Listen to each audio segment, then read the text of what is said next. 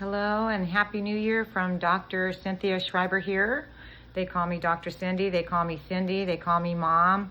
They call me a lot of things: artist, healer, counselor, mostly big mouth.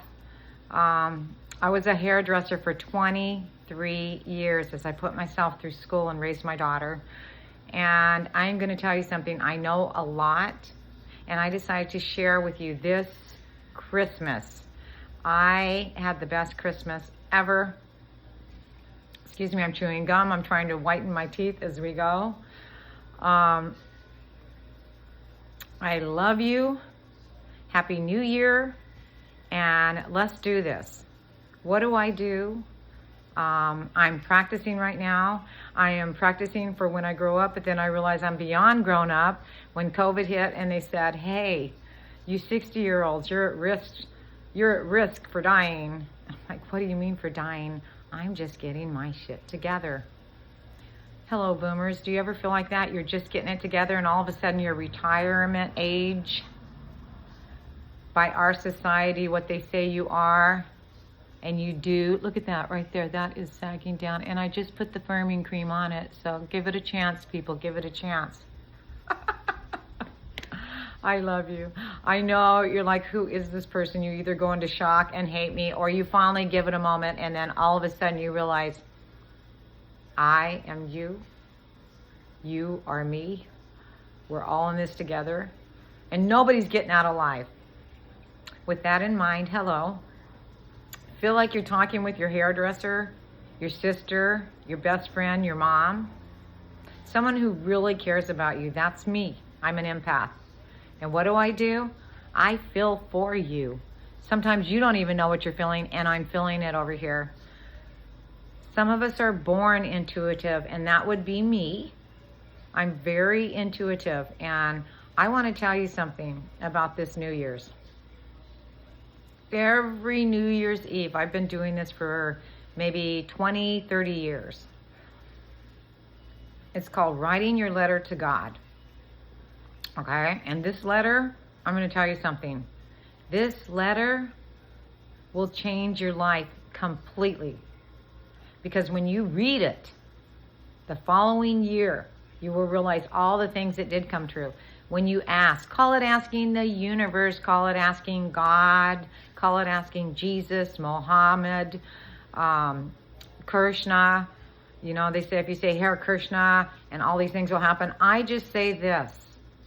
One God that I know of, God the good omnipotence, and I do believe in Jesus, that Jesus came here, and I try to follow the Christ principles, which are the 10 Commandments, and living them is a lot different than talking them. You can talk them, you can give to the church, and then you can just walk right by your hurting brother and sister and not look at all. And that's what this world's about right now. It's very, very divided. I want to help you, and here's how I want to help you. I'm not only a life coach, I am a healer, a hypnotherapist at the doctorate level. I can help you transform your pain into purity. I can help you heal years of depression, years and years where you lock yourself behind closed doors. My mother was depressed. Depression runs in my family. My grandmother had anxiety. My sister was an addict. My nephew is probably still an addict. My brother died from addiction 20 years. My son got into it 10 years ago, and he's been struggling with it ever since. I got lucky. I just got the depression part, the depression piece, and that kept me locked in here for about 10 years. Being in solitude and trying to get it together over my son's addiction. Whatever doesn't kill us makes us stronger. And as I sat in this apartment and tried year after year with the system, with more than 90 detox centers for my son over here in Hollywood, and learning and kicking him out and bringing him back, and last summer putting him up in a tent over here, and I thought, oh, he'll make it in a tent. But every day that I went to the tent, he didn't get up and suit up and, hey, let's just be motivated. Why? Because an addict thinks different than a normal person. And especially if you're in fentanyl. If you get into the good stuff, the fentanyl, the methamphetamines, and Xanax. Those three right there, it is really hard for people to get off of them, the people I know. And I want to tell you something. You can do anything. You can overcome any habit, any addiction, okay, any depression. How have I kept sane with my son's addiction, whereas the rest of the family had to leave? They couldn't take it. His father, it hurts him too much. His auntie hurts her too much. It hurts everybody. They can't hear it. I couldn't deal with many of my relatives, but when it came to my son, it was a different story. I had him. I was single. I married Bill. We divorced, but I still felt this sense of caring for him and just helping him up against the world. And it's him and I and God here. And the reason I truly believe my son hasn't passed away yet, because it can happen any moment now, in the next 5 minutes, in the next 5 years, or never. I want to tell you something.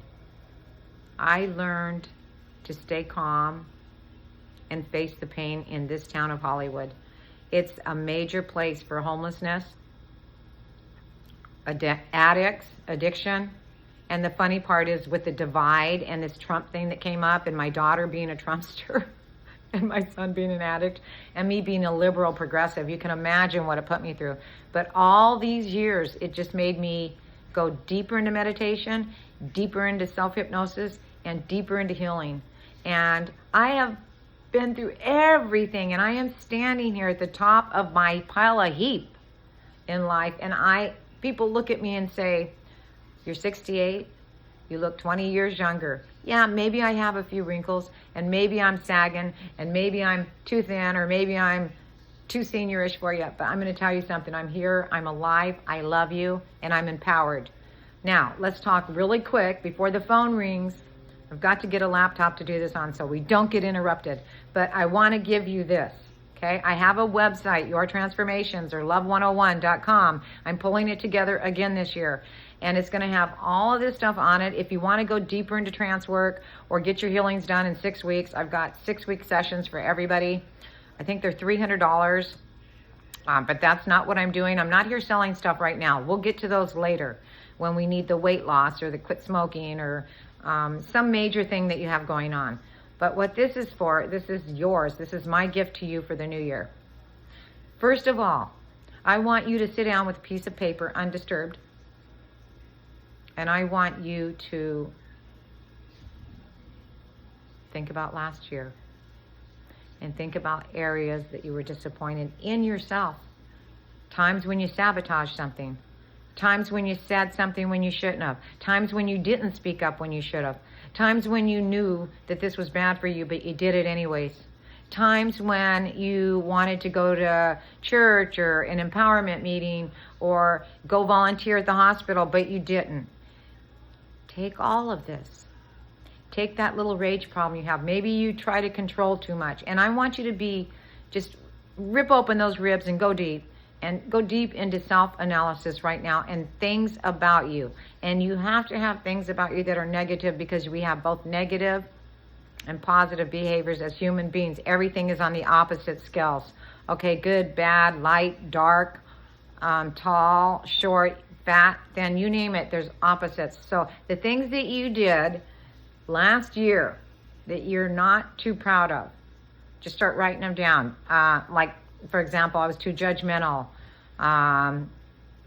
procrastinated cleaning my bathroom too much, didn't walk Steve enough, my boyfriend who's disabled, griped at the kids too much, that's a good one, guilting myself, eating the wrong foods, laying around and ignoring problems, and just write them down, write them down, write them down. And after you write them, this is the beautiful part. You're going to destroy them. I don't care if you throw them in a toilet and flush it. I don't care if you pour water all over it and chop it into 1,000 pieces and throw it down the trash chute. I like to burn mine. I like to take my little paper and just light a match to it. We used to do this at the Unity Spiritual Center, and throw it in a garbage can. But I don't like to say start fires because, not a good idea. But you get what I mean. Burn it. Burn the behaviors you didn't like. It could have been something stupid or something little to other people but big to you. Breaking a promise to yourself. not starting that business, not helping that neighbor, not helping that friend, not helping that relative, or helping too much or doing too much for people, and then controlling them and blaming them. Whatever it is, all of the above, write it down and destroy it. Now I want you to write your letter to God. And in this letter to God, the universe, if you don't believe in God, then how about just the highest power?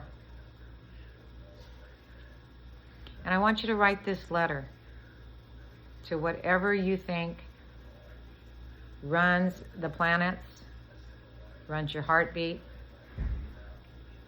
created you. I want this letter to them. Even if you don't believe, then write a letter to them. Say, I don't even believe in you, but I'm going to write this anyways. Write the dang letter. It's a process. Play with me. Work with me. Write this letter to God, and in this letter, I want you to ask for what you want.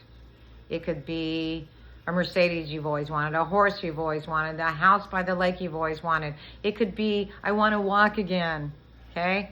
I want to feel young again. I want to start the orphanage. I want to speak to people. I want to be a public speaker. I want to sing. I've got this beautiful voice and I want to sing, or I want to dance. I have some disability and I want to overcome it. I want to live with it. I want to shine with MS. I want to shine even in spite of cancer. I want to shine as a person. I want to glow. Okay? Write it to God. It could be, I want that house. I want that girlfriend. I want that college degree. Whatever you want done that year. Just write it out. The world is your oyster, and the universe actually, with the law of attraction, opens up and gives you what you want. Just ask. How many times have you asked and it just appeared? Because you asked. And you asked and you asked. And what if you ask and it doesn't appear? Okay? Keep asking. Also, think about it. If God's going to give you a new car, you might have to get rid of the old clunker in your garage. If you've got an old clunker in your garage and you never just give it to the junkyard or give it away to somebody that's just starting out, how can God put that new Jaguar in your garage if you've got the old clunker there? Okay? And say you want your body a specific way, then just ask for it. Don't ask for directions in this. We're entrepreneurs of life. We didn't come here with instructions. We come alone naked, taking nothing with us. You know, I try to give away stuff. This sounds corny, but getting up there, I don't want my kids to have all this crap and what are we supposed to do with this and moms and that? And so I just try to give it. My neighbor goes, you gave me a really nice, I didn't even remember what I gave her. I said, oh, did I? For Christmas. She looked at me like I was nuts. Oh, did I give you that? Because I just take things and just pass them on.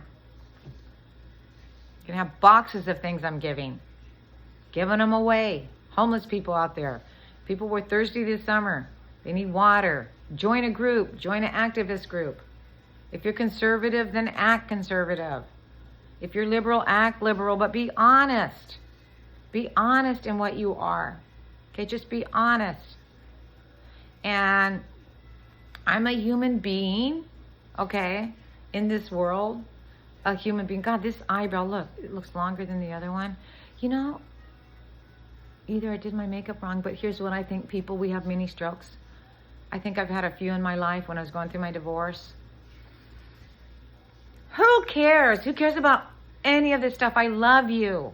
Write your letter to God. Just write that letter out. And then you save it. You put it in an envelope. I mark mine 2023 and I throw it in there with my paperwork, like say tax papers or just important papers. I just throw it in there. And then I did mine 2 days ago. Okay, I took a walk and I just thought about, gee, I didn't accomplish anything last year. How embarrassing. And then I started realizing, no, you did accomplish things. Okay? You did get that restraining order on your addict son and his girlfriend. You did get her back home with her family. Okay? You did take in a family member and help them all year long. Okay? You have helped your boyfriend. You have helped him through everything, thick and thin. And you painted your apartment, Cindy, at 68 years old. You painted the darn place. If you can see behind me, there's purple. If you can see this wall, there's green. I'm not lying to you. If you can see that wall, a beautiful mauve. Over there, the purple again, okay? I am telling you people, this is how I stay mentally fit and healthy. When life throws you those doggone lemons, you know, I didn't get anything I asked for. Hardly anything, okay? In my life, I've lost everything so many times. And I was pregnant 27 years ago with this child who's gone. Matthew, 27. And I went to work on the cruise ship and I got pregnant at 41. And I had this baby. I had this baby with a little egg on my face at my age. But what an incredible child. And he brought this family together for years and years and years. And it was all good. And I got myself through school and I got my doctorate degree. And then the marriage fell. And when the marriage fell, all those dreams of mine, I was so angry. I was so angry. I sat in a friend's basement for 4 years after my divorce and after my business failure because I couldn't focus to work. And my clients were like, Dr. Cindy, maybe you should see a therapist, Dr. Cindy. And I had to take some time off, people. I had to backpedal. But here I am. I'm back on my feet. And with all of these things and my boyfriend having a stroke and my son having major addiction problems and the world divided, I finally decided to be able to use my hypnosis on everybody, with everybody, to get you to a different level of consciousness, a level where you have no control. I do know that, okay? You have no control over the events of the planet spinning, okay? And what people say and do, but you do have control over yourself to change your attitude. And once you change your attitude, your life will change in ways you can't even believe. Now, of course, all seniors say this. I wish I knew all this stuff when I was young. Boy, I'd be a really smart, pretty girl. But I spent all my life trying to improve myself. Self-improvement, self-improvement, self-improvement. Now I sit back and look at myself and think, oh my God, I over self-improved. I was neurotic. I was running from class to class to find that. And when I finally stopped, after my divorce and my business, and just stopped everything, and came over here with Steve for 10 years, and started just walking to the market and living a normal life. I'd always gone to school, worked, 2-3 jobs, internships, and I finally realized, just stop the hell up. And I started liking taking buses, and I started liking going to Hollywood Goodwill. I started liking talking to homeless people and all kinds of people in this town, and artists and musicians, and I started liking going to the Boulevard and watching Van Halen play his last little outing over here, and watching Paul McCartney play over here at the Walk of the Stars, and watching it all and seeing it all. And finally, I am coming out of my little prison. They marched for Black Lives Matter, and I felt like I was a slave myself. I was a slave to my son. And I have told black people this, and they agree. You can make yourself a slave. Have you ever been a slave in a relationship because you just want to control it? You become a slave. And you're doing things for people that even slaves in the slave days probably slept so they could do a good day's work the next day. But when you love people, you're up all night. You're not eating, you're worrying, you're doing all this stuff. I did it over my son's addiction. It nearly killed me. And I finally decided to let God, the good, take care of me and let all of the abundance and the good of the world come in. And I think my son has a better chance today of recuperating and getting well than he ever had before. So I hope you like this letter to God idea from me, Cindy, to you. Happy New Year. I love you. Whatever your issues are, concerns, problems, stay tuned. I'll be posting a lot more here, and you can get a hold of me anytime, night or day. I'm around.